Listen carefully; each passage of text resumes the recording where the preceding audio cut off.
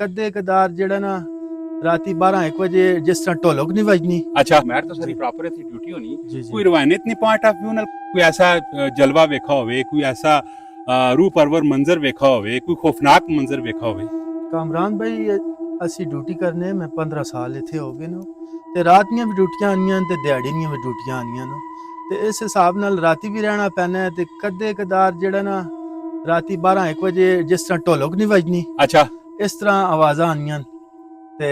असी बाहर निकल के तकने ते खामोशी होनी है ते फिर बिस्तर च वेनो ते फिर उसी तरह दी आवाज़ां किसी टाइम दरवाज़ा खटकना है जिस तरह सही प्रॉपर जिस तरह बंदा आ गया अच्छा ते बाहर निकलो ते कोई आदमी नहीं होना। आज दिन तो कोई नुकसान शांत नहीं होया कोई नुकसान नहीं होया अल्लाह ने हुक्म नाल ते इस तरह ने कोई वाकया होने बाकी इस तरह ने कोई देखो जी कोई शक नहीं ये जेह्ड़े पॉइंट अस वेखन 2000 साल पुराने और इस तरह एग्जैक्ट जेह्ड़ा एरिया है इस जगह दा नाम की मोड़ा मुरादू मोड़ा मरादू टेक्सला विच 2000 साल पुराना ये शहर है ठीक है पॉइंट सारे तुस वेखे नो और भी बहुत सारी वीडियो ते